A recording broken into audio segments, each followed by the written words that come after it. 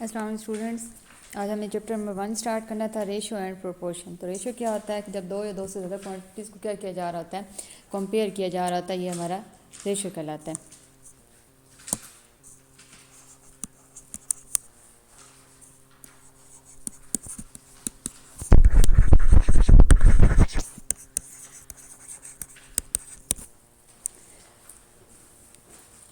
Ratio की एक और डेफिनेशन देखा जाए, उसमें बताया जा रहा है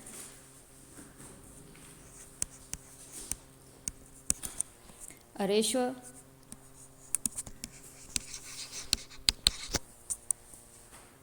indicates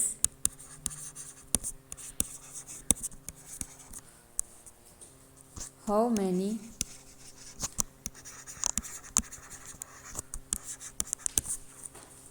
times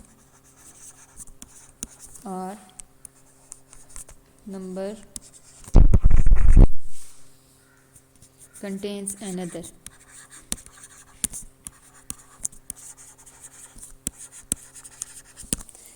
रेशो क्या कह रहा है, किस चीज़ को ज़ाहिर कर रहा है कि कितने टाइम जो है एक क्वांटिटी दूसरी क्वांटिटी के अंदर मौजूद है। फॉर एग्जांपल अगर हम लोग यहाँ पे लें 2:10, तो 2 जो है 10 के टेबल के अंदर कितनी बार आ रहा है, तो हमारे पास क्या आ जाएगा 1 × 5।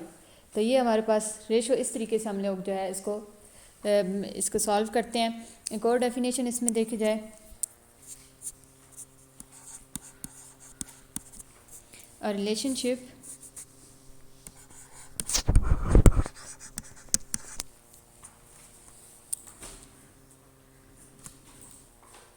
Ratio is a way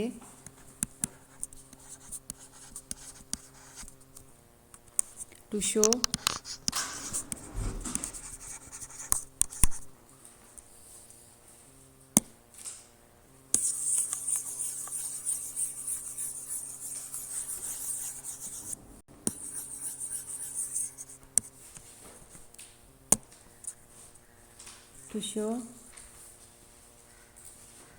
a relationship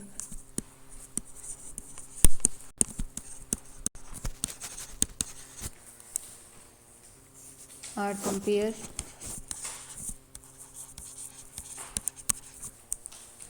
two numbers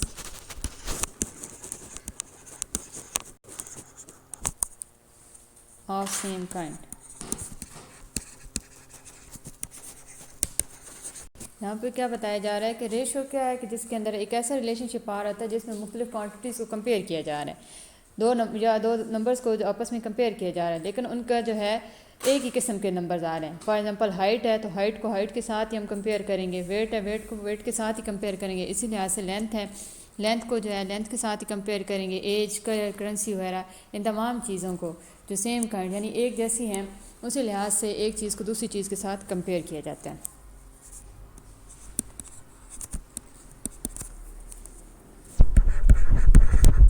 for example height, weight, length,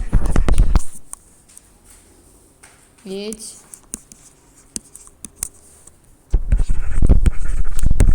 colour और करेंसी एग्जेक्ट्रा। और इसमें जो फर्स्ट नंबर है वो हमारा क्या कहलाता है, antecedent.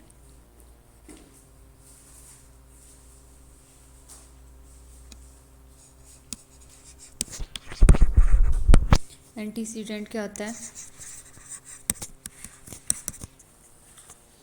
The first number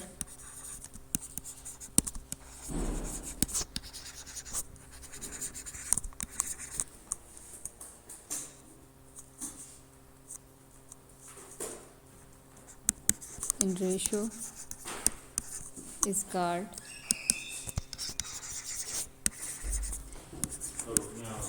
antecedent।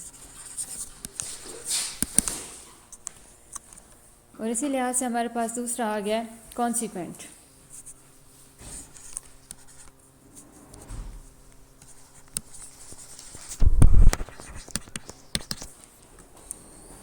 Consequent जो रेशियो के अंदर सेकंड नंबर होता है उसका हम कॉन्सिक्वेंट कहते हैं।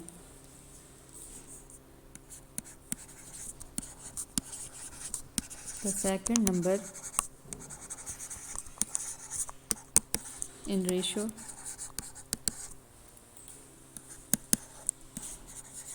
is called consequent.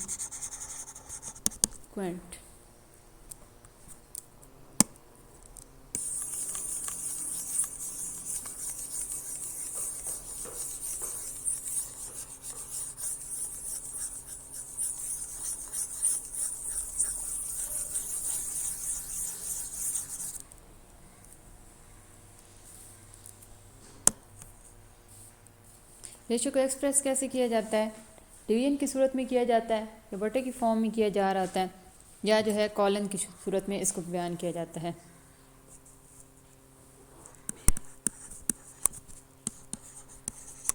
How ratio is expressed.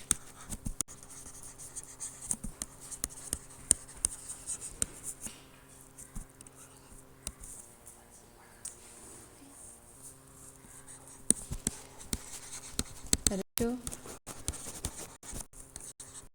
may be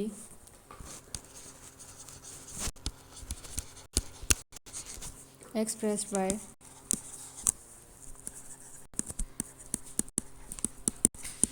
division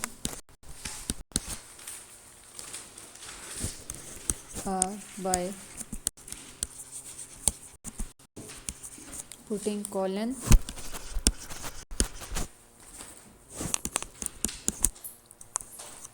between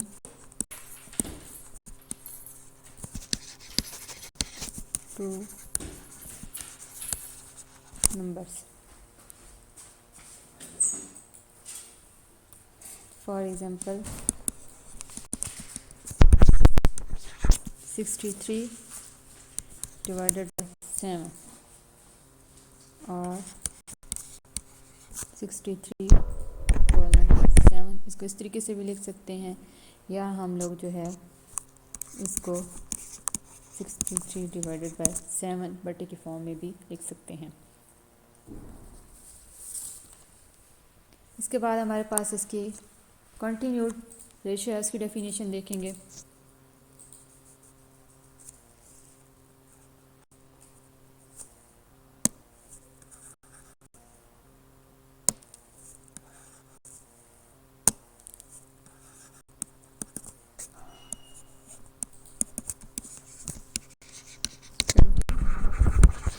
continued ratio,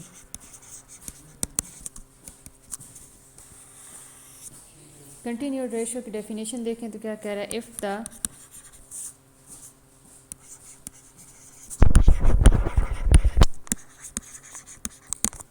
two ratios A ratio B and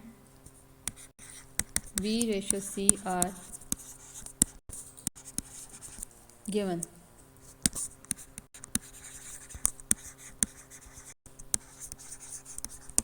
then the ratio between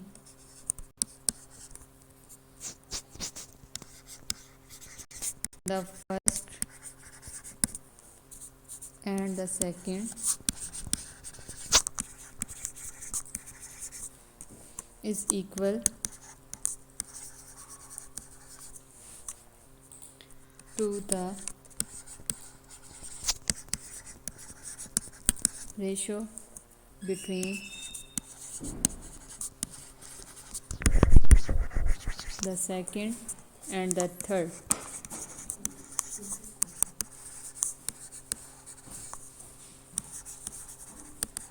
कंटी ratio means कि जो रेशियो जिसके अंदर हमारे पास two ratio A ratio B है और B ratio सी है, तो उनको जब हम कंपेयर कर रहे होते हैं तो दोनों क्या आ रही होती हैं? इक्वल आ रही होती हैं।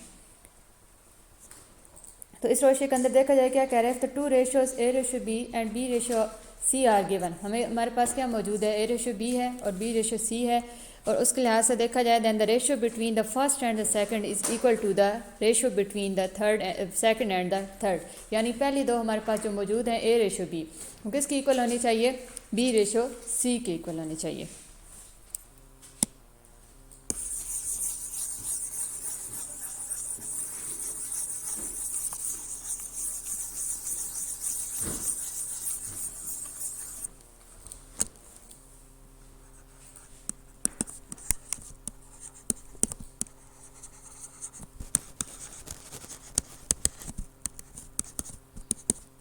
can be presented as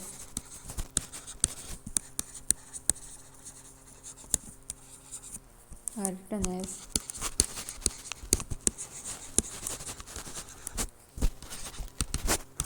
A ratio B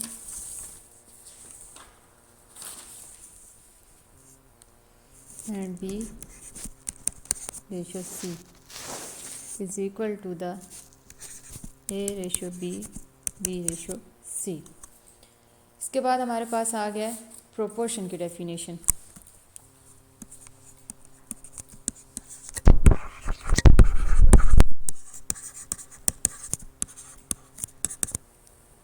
proportion क्या होता है कि जब हम लोग टू रेशियोज़ को कंपेयर कर रहे हैं, रेशियो में हमारे पास दो क्वांटिटीज़ थी और जो प्रोपोर्शन है इसमें जब दो रेशियोज़ को कंपेयर किया जा रहा होता है तो ये हमारा क्या कहलाता है, प्रोपोर्शन कहलाता है।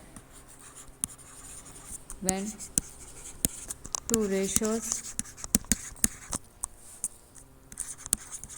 Are compare then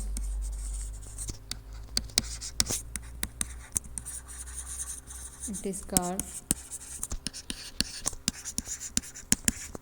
proportion।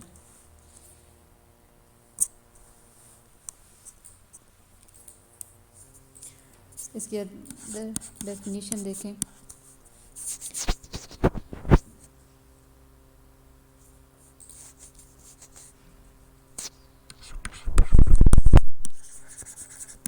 To equal ratios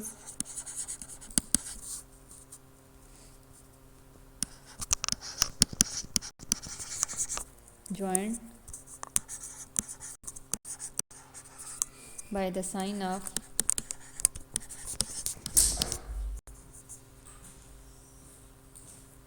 equality। कि जब हम दो रेशियोज़ को इक्वल करते हैं तो उनके दरमियान जो साइन आ रहा है वो इक्वालिटी के साइन को ज़ाहिर कर रहा है। फॉर एग्ज़ाम्पल हमारे पास जो है जब हम दोनों रेशियोज़ को कंपेयर करते हैं तो जो उसका आंसर है वो सेम आना चाहिए, बराबर आना चाहिए। यहाँ पे इसकी जो है एग्जांपल देखेंगे हम।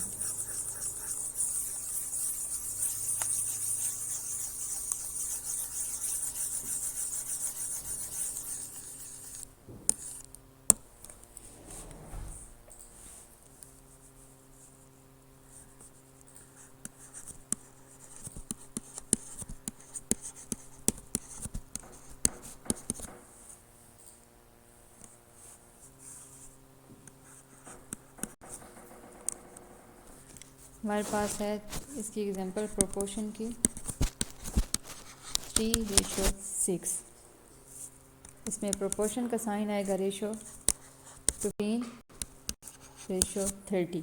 अब जब हम इसको सॉल्व करेंगे तो हमारे पास क्या आएगा, 3 1 3 3 2 6 और इसी लिहाज से 15 1 15 15 2 6।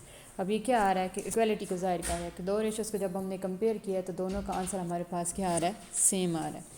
इसके अलावा हमारे पास जो है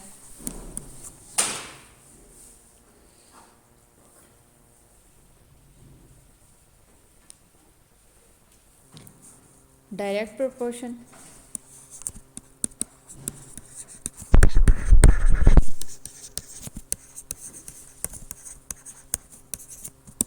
डायरेक्ट प्रोपोर्शन क्या आता है कि जब एक क्वांटिटी जो है बढ़ रही है तो दूसरी भी उसी तादाद से बढ़ रही है तो ये क्या कहलाएगा, डायरेक्ट प्रोपोर्शन। या एक क्वांटिटी जो है कम हो रही है तो दूसरी भी उसी लिहाज से कम हो रही है तो ये कहलाएगा हमारा direct proportion.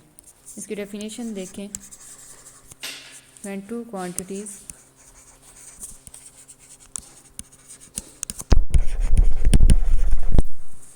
Are related to each other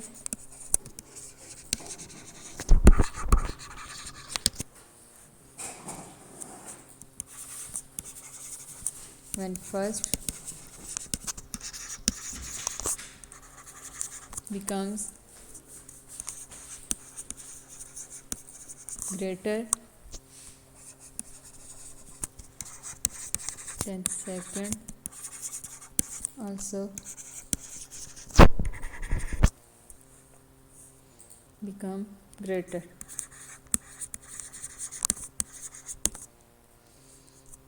और सेकंड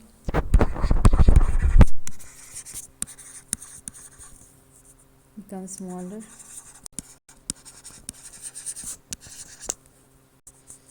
when the first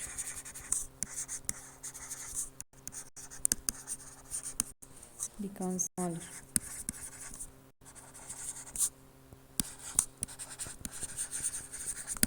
अगर एक क्वांटिटी बढ़ रही है तो दूसरी भी उसी तादाद से बढ़ेगी, अगर एक कम हो रही है तो दूसरी भी उसी तरीके से कम होगी। ये हमारा कहलाता है डायरेक्ट प्रोपोर्शन।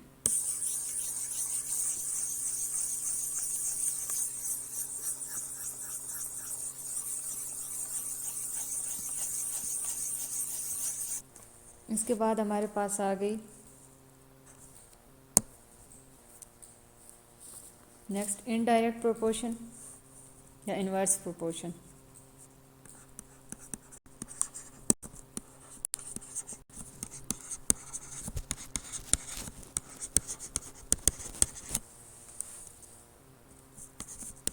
और इनवर्स प्रोपोर्शन